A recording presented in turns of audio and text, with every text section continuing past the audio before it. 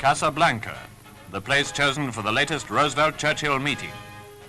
Casablanca, where not so many weeks ago the plans made at a previous Roosevelt-Churchill conference had been carried out, though not without opposition and some destruction, witnessed the damage to the 35,000-ton French battleship Jean Bart. There was a powerful concentration of war leaders for the conference, of course, and this is the hotel where many meetings were held and many offensive plans made. Arriving on the scene is Vice Admiral Lord Louis Mountbatten, Chief of Combined Operations. General Sir Alan Brooke, Chief of the Imperial General Staff, with Field Marshal Sir John Dill, Head of the British Joint Staff Mission in Washington. Admiral of the Fleet Sir Dudley Pound, the First Sea Lord.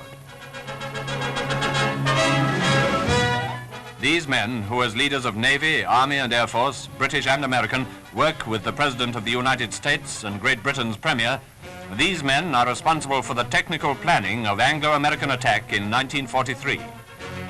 General Marshall, seen with Sir Alan Brooke, is the American Army Chief of Staff. Lieutenant General Arnold, U.S. Army Air Force, equals Air Chief Marshal Sir Charles Portal, Chief of the Air Staff. Admiral King is the American opposite number of our First Sea Lord. And here with Lord Louis is Lieutenant General Somerville, commanding the General Services of Supply, the United States Army. For 10 days, together with Roosevelt and Churchill, they discussed our offensive strategy for this year, in which it's intended to hit the enemy smashing blows on new fronts. Between conferences, the Premier found time to visit ships in the port. You'll notice he was Air Commodore Churchill on this occasion.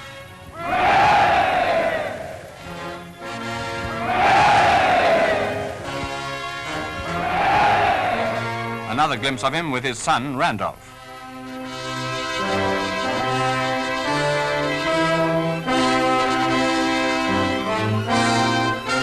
General Alexander, followed by Air Chief Marshal Sir Arthur Tedder, was among those who took an opportunity between sessions of inspecting an auxiliary warship.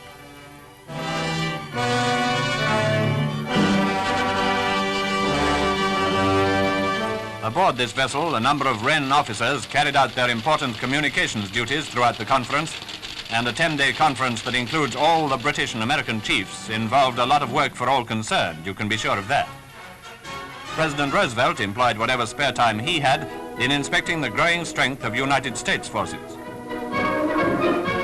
It naturally takes time to transfer armies and their supplies from America and Britain to Morocco and Algeria, but great strides have been taken since the original leap into North Africa.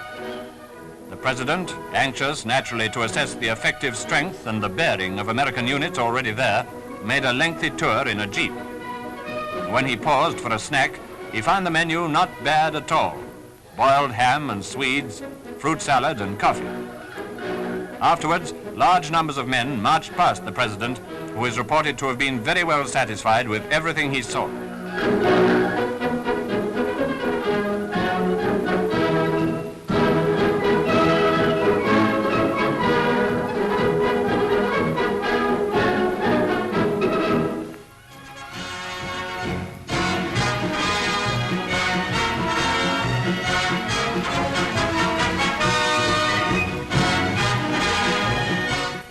There were two main objects of the Churchill-Roosevelt meeting. Apart from preparations for the 1943 offensive, they wanted to solve North African political problems. General Giraud met and talked with General de Gaulle and with President and Premier. To judge by the amount of handshaking that went on while the newsreel cameras were turning, it might seem that all political problems have been solved. But let's hope at any rate that if there are any remaining difficulties holding up French unity, they will soon be eradicated. Anyway, with the main results of the Casablanca Conference, everyone seems to have been delighted. Roosevelt and his staff, including Harry Hopkins, top left, and Averell Harriman, right. And the combined British and American staffs, evidently quite pleased with the way plans for this year have been worked out.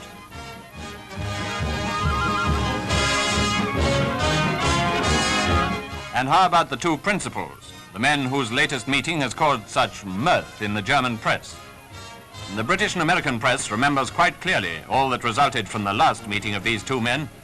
Our own press, including men like Ward Price among an absolute galaxy of war correspondents, our own press well knows the value of this conference.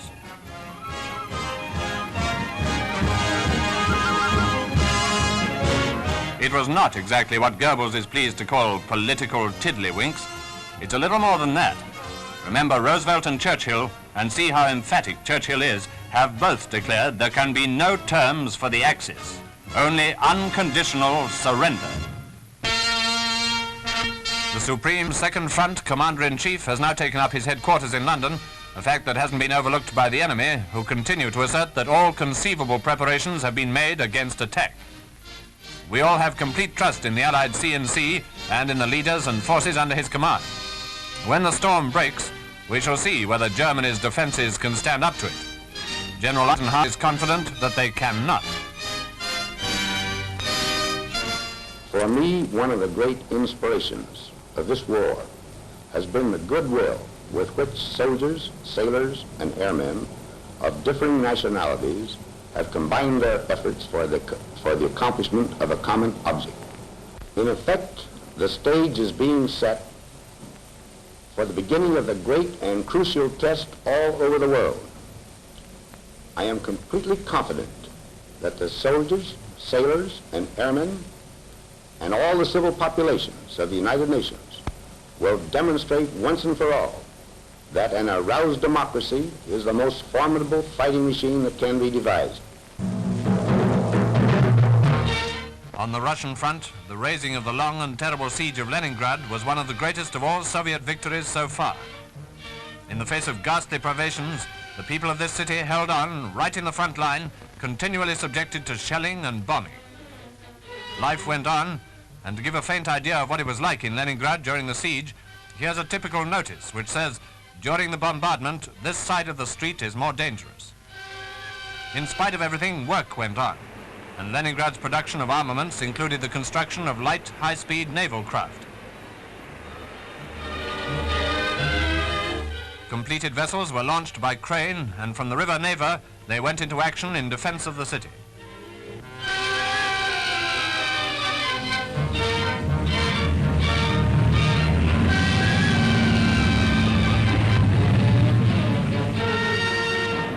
Hundreds of miles to the south, on the right bank of the Dnieper, the ancient and vitally important city of Kiev was a prize the Germans intended never to relinquish.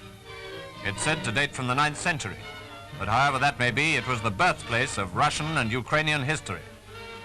Towards the end of 1943, after forcing their way across the Dnieper, Red Army forces under General Vatutin, commanding the 1st Ukrainian Front, recaptured Kiev. The final phase in the storming of the city shows the Red Army fighting through to victory.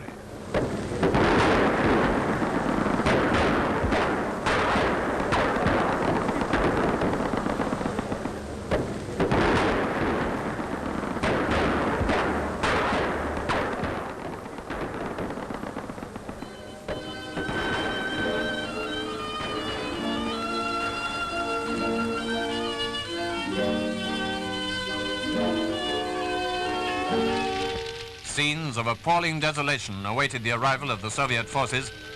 Kiev had been a battlefield, but in addition, the retreating Germans had gone all out to destroy it before they left. You can imagine the joy with which the people of Kiev greeted their liberating army, with what grief they mourned their dead, victims of German torture and massacre.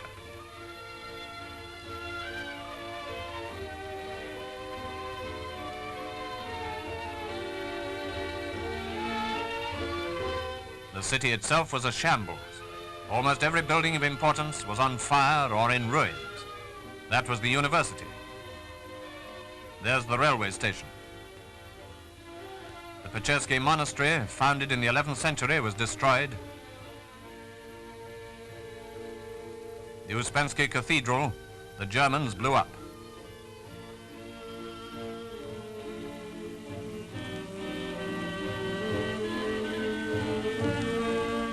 Destruction and pillage. That's the German way. Most of the loot they sent back to Germany. But here's a collection of copper utensils and samovars which in their hurry they had to leave behind. Everywhere there were signs of the occupation Kiev had had to endure. Buildings that had escaped destruction bore the notices for SS troops and police, or for Germans only. But now, down with the signs, for the capital of the Ukraine is in Soviet hands again. While the Red Army drives on to even greater triumph, The guns of Moscow salute the victors of Kiev.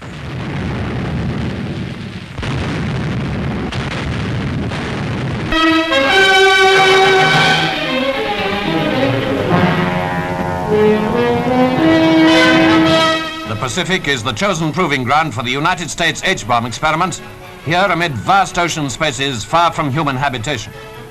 The American ship Estes was one of those engaged in Operation Ivy, the first hydrogen bomb explosion, which is to be conducted from that black shed.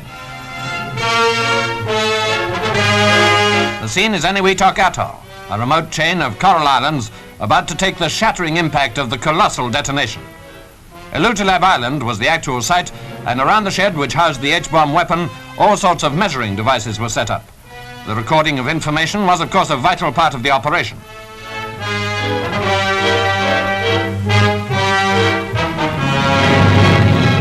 In a few minutes now, the reaction to what was at the time the greatest man-made explosion ever set off would be computed by the instruments.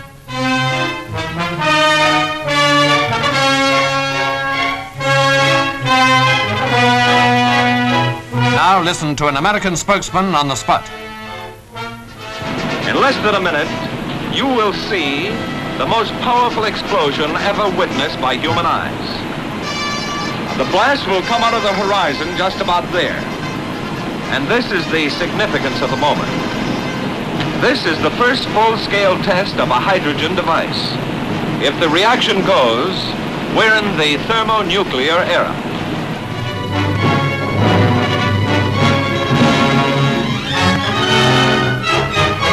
The last few seconds are counted. 8, 7, 6, 4, 3, 2, 1.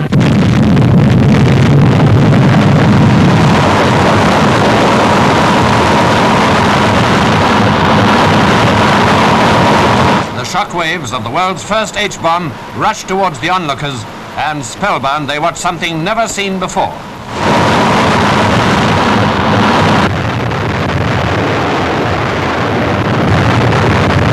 Fantastic in its form and in its power, a frantic addition to the arsenal of arms.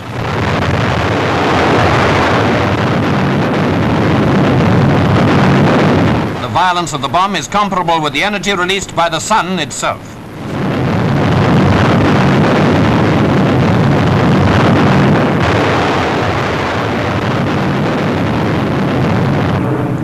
Later, a helicopter flew over, and the pilot found that the island had completely disappeared. Nothing there but water and a deep crater.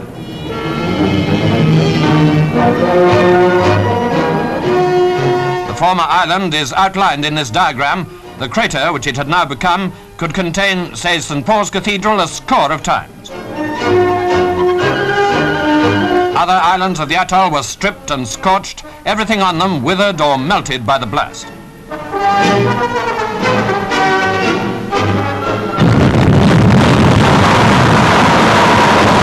Here's another comparison.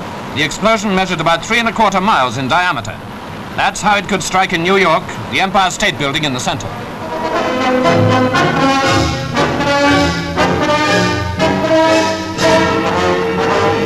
Any capital city could have its center devastated. In London, for instance, the giant fireball would cover an area from Westminster in the west to Tower Bridge in the east.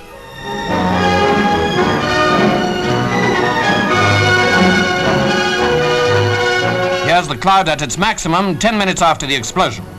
Annihilation was reckoned to be complete within a radius of 3 miles. Up to 7 miles, damage was very severe. Beyond that, somewhat lighter. And H-bombs that followed have been terrifyingly greater in fact and in significance.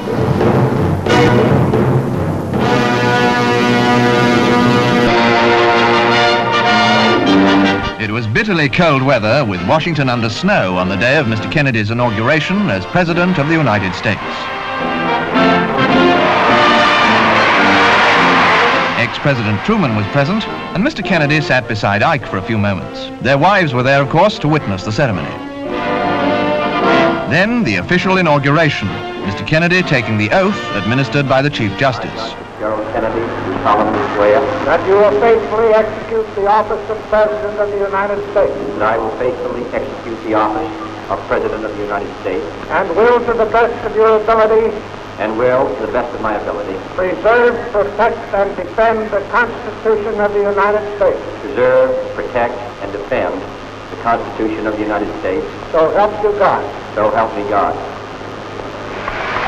Congratulations follow. From defeated opponent, Mr. Nixon, and from Ike.